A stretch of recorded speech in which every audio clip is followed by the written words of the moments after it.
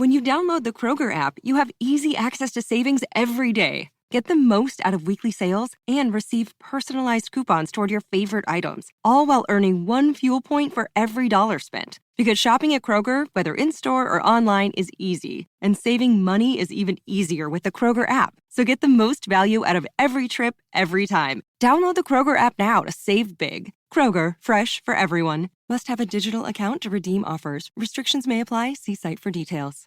This is Life Admin Life Hacks, a podcast that gives you techniques, tips and tools to tackle your life admin more efficiently, to save your time, your money and improve your household harmony.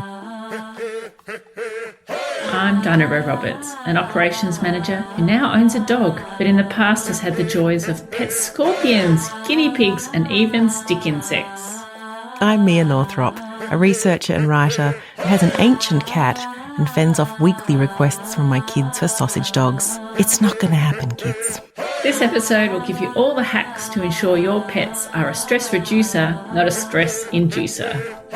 Hello and welcome to Life Admin Life Hacks. We all want a cuddly, warm friend to come home to, but responsibilities and costs required to properly take care of your pets are real, and they can easily become just one more part of the mental load that falls to you. This episode will talk about all of the admin related to pet ownership and how you can use your life admin systems like cloud storage, shared calendar and to-do lists to reduce the burden of your pet ownership. Looking after a pet properly is a long-term proposition.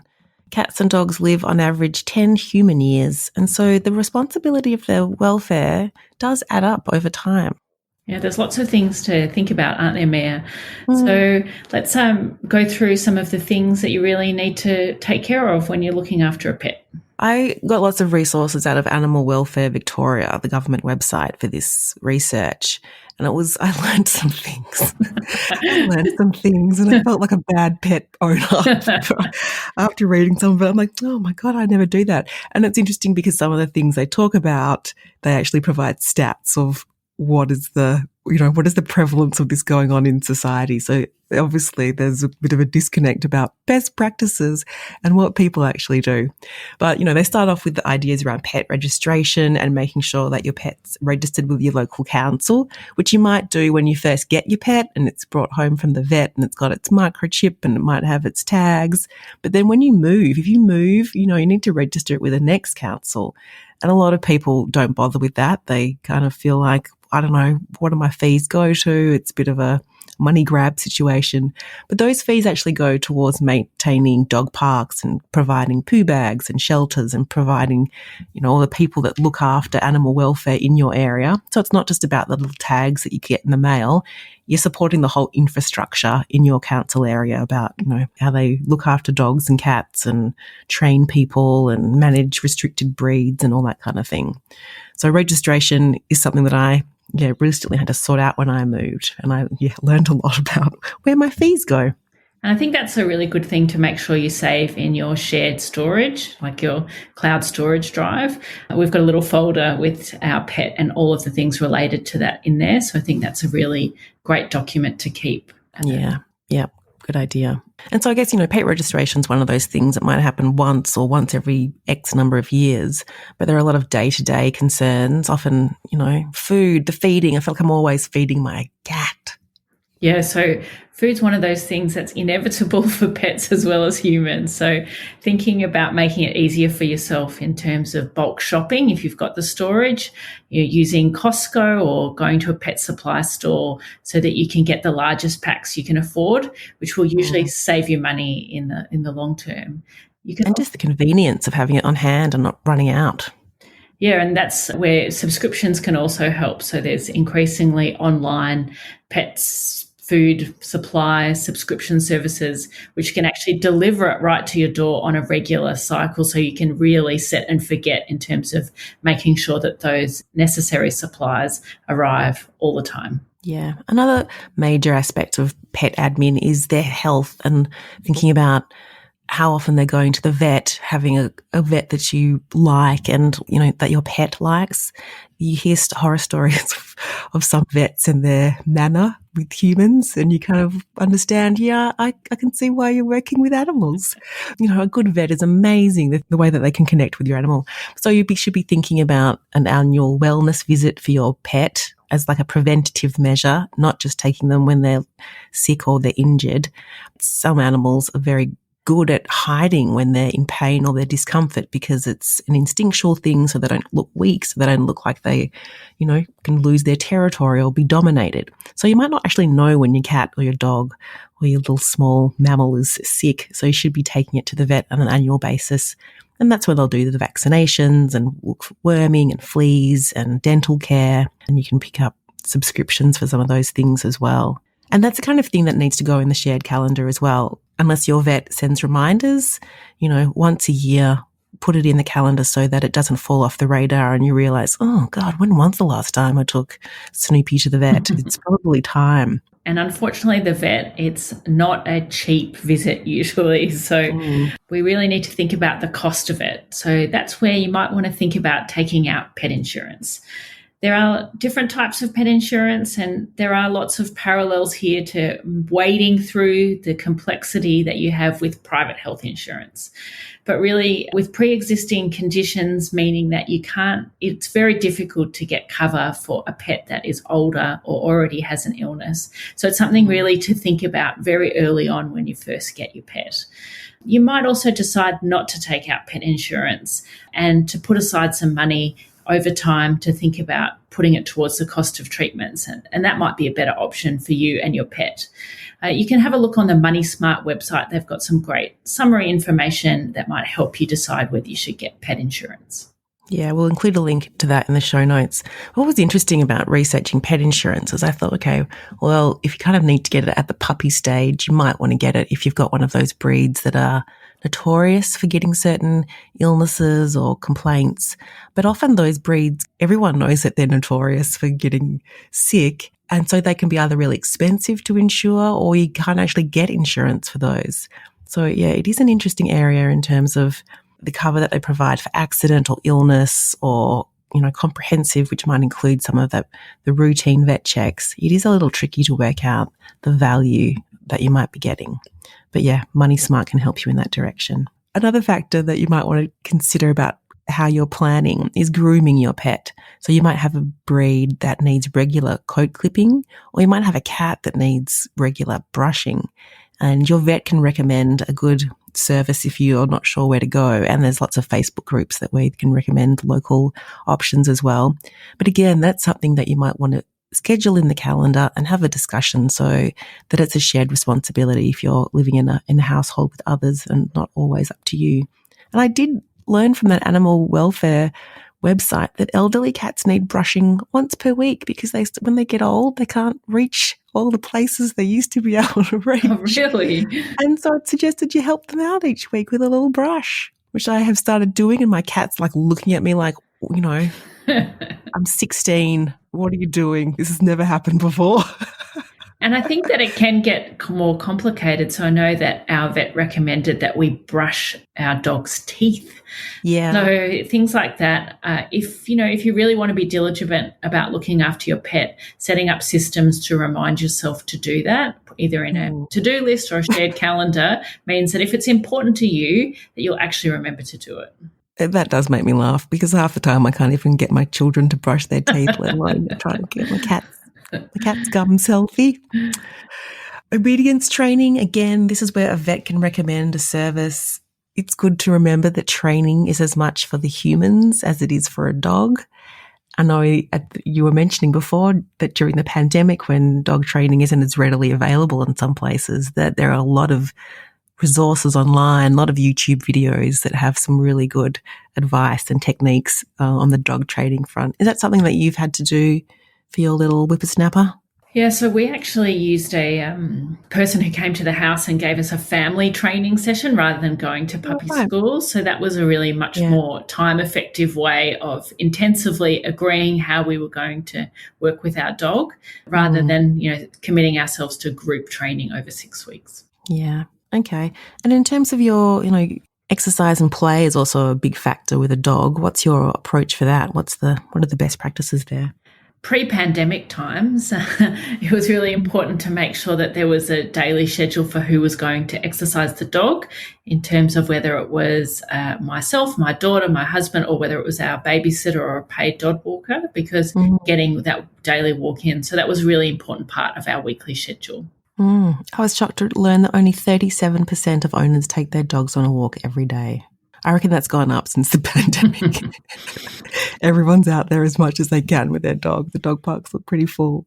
Actually, one thing we haven't talked about, Mia, is doggy daycare, because I know that that's also something that people use on a regular basis, and thinking about that's just as much complexity as childcare in terms of both choosing one but also agreeing drop off and pick up. So that's, again, something you need to think about putting into calendars so that it's clear who's doing the drop off and pick up. Absolutely. What's becoming sort of more necessary these days is thinking about having a pet emergency kit. So if you live in a bushfire or a flood-prone area or like a cyclone area or some other area where there can be extreme weather events or these sorts of natural disasters, then you need to factor your pet into your emergency plan. So this needs to include food and water supply. You want the water in some kind of bottle that's not going to be spillable. You need about 3 days worth. And also thinking about, all right, if we have to leave in a hurry and evacuate and take our pet with us, you want to be able to easily get leads, some kind of carrier or cage and some bedding, and if it's a cat, some litter. You also might not need to nominate like a backup person to care for your pet if something happens to you or you can't get to your property for some reason. So if there's a neighbour or people that are local that you know from that have pets as well, talk about what that backup arrangement might be. And also have a handy list of any boarding kennels or catteries or animal shelters so that if you have to leave hurriedly and you need to temporarily rehouse your pet, you know where it can go. Because if you're in a very stressful situation, it's not something that you want to leave to the last minute. And also you should ensure that your cat or dog or other pet is microchipped and tagged so that if there is some kind of emergency and emergency services find your animal, that you can be reunited with it as swiftly as possible. And the final thing to think about is going on holiday, although it might be some time before that happens for us again. Okay, what's that? But I must admit it has been a tension point in our household, because it really puts me off even for going away just for one night, thinking about the complexity of organising care for our dog. So having some systems in place to make that as easy as possible. Having a kennel that you can use. Some kennels offer online bookings and pick up and drop off. So using something like that might really reduce the hassle of getting away. Making sure that including this responsibility is on your holiday reference list. So when you're planning a holiday, that you think about it really early. And also developing a reciprocal arrangement with friends can really help if you will look after their pet and they can look after yours, and getting that established really can make things much easier. Yeah, there's been a lot of instances where we've been going on a holiday literally the day before or the morning of. You're like, the pet, the cat, oh my God, we haven't, what are we doing? We have to make an arrangement. We've used a service called Lonely Pets Club before, where it's a pet sitting service, obviously with cats. Would prefer to stay at home because they're so territorial. So they have a service where they'll come to your home and play with the cat and feed it. And they'll also bring in your mail and water your plants and do a few other things. So it's quite a good service. But yes, definitely needs to be factored in to the planning process. And ideally, again, a shared responsibility, that it's not just you thinking about what's going to happen to the cat while we're away. So, Mia, we've already talked about a bit of it, but what other things have you done to make the admin of your pet ownership a bit easier?